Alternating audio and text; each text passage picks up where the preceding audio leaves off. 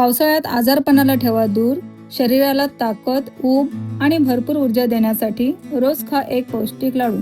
चला तर सोपी रेसिपी बघूया। त्यासाठी लागणारे साहित्य: 1 मोठी वाटी गव्हाचे पीठ, 1 मोठी वाटी सेंद्रिय गूळ, 1 वाटी खारीक पावडर, अर्धी वाटी तीळ, अर्धी वाटी काजू, अर्धी वाटी बदाम, 2 वाट्या मखाणे, 2 चमचे खसखस, 1 वाटी जवस, 1 वाटी टरबूजाच्या बिया, 1 वाटी भोपळ्याच्या बिया, 1 वाटी साजूक तूप आणि किसलेलं खोबरं। सगळ्यात आधी मंद आचेवर आपण खसखस हलकी भाजून घेऊ। खसखस जास्त करपू द्यायची नाहीये, फक्त हलका सुगंध येईपर्यंत परतायची आहे। खसखस काढल्यानंतर आता कढईत तीळ घालून तेही छान खमंग भाजून घेऊया। तीळ हलके तडतडायला लागले की ते काढून घेऊ। आता आपण जवस भाजणार आहोत। माहितीये का, जवसमध्ये ओमेगा 3 फॅटी ॲसिड भरपूर असतो, जे आपल्या केसांसाठी, त्वचेसाठी आणि हृदयासाठी खूप फायदेशीर आहे। आता कढईत 1 चमचा तूप घालून आपण भोपळ्याच्या बिया छान रोस्ट करून घेऊ। या बियांमध्ये भरपूर प्रमाणात झिंक आणि मॅग्नेशियम असतं, ज्यामुळे आपली रोगप्रतिकार शक्ती खूप मजबूत होते। यानंतर पुन्हा थोडं तूप घालून टरबूजाच्या बिया भाजून घेऊयात।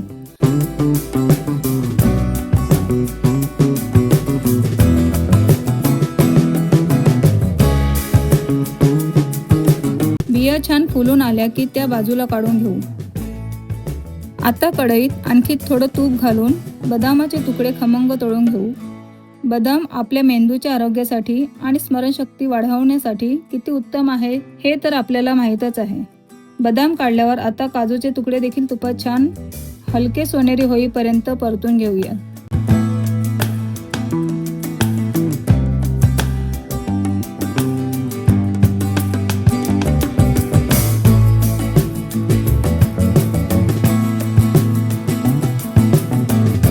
आता वेळ आहे मखाण्यांची। तुपावर मखाणे छान कुरकुरीत होईपर्यंत परतून घ्या।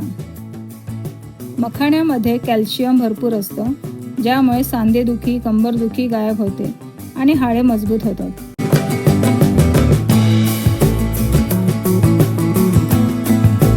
आता कढईत थोडं तूप घालून खारीक पावडर हलकीशी परतून घेऊया, जेणेकरून ती लाडूच्या मिश्रणात छान मिक्स होईल।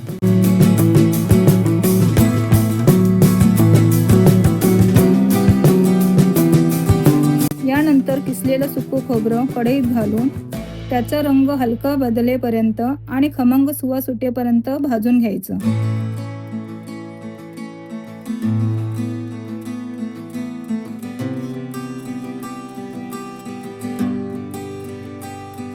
आता मुख्य भाग, कढईत गव्हाचे पीठ घालून ते मंद आचेवर परतून घ्या।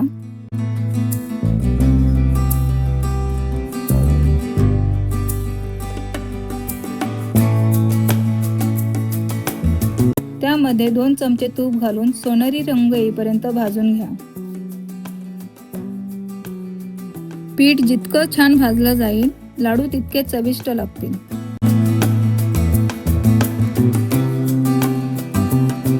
सर्व भाजलेले जिन्नस थोडे थंड झाल्यावर मिक्सरमधून बारीक वाटून घ्यायचे आहेत।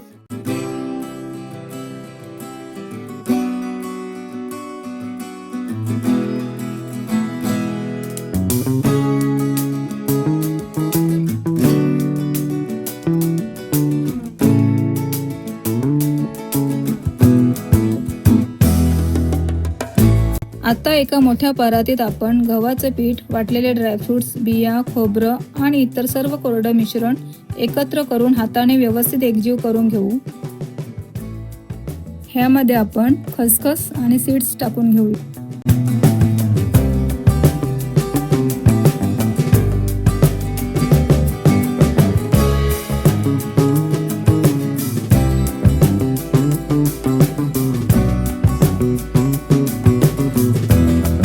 आता कढईत पुन्हा तूप घालून आपण गूळ चांगला विरघळून घेणार आहोत।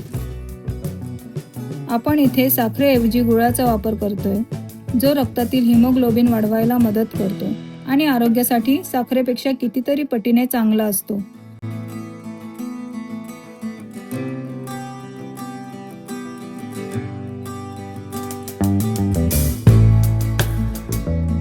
गरम विरघळलेला गूळ आता आपल्या तयार केलेल्या मिश्रणावर ओतायचा आहे.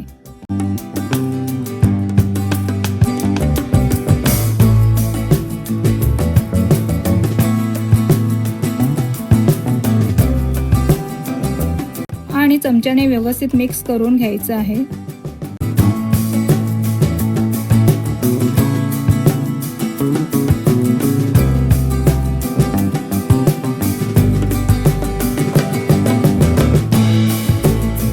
जर मिश्रण थोडं सुकं वाटलं तर वरून थोडं कोमट तूप तुम्ही घालू शकता.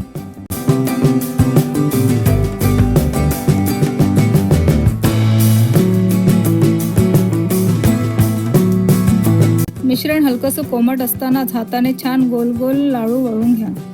बघा किती सहज आणि सुंदर लाडू वळले जात आहेत.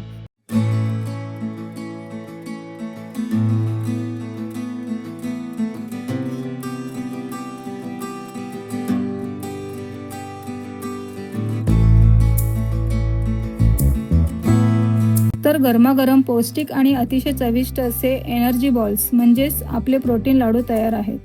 रोज एक लाडू खा आणि सुदृढ व्हा. रेसिपी आवडली असेल तर व्हिडिओला लाईक, शेअर आणि चॅनेलला सबस्क्राईब करायला अजिबात विसरू नका. धन्यवाद.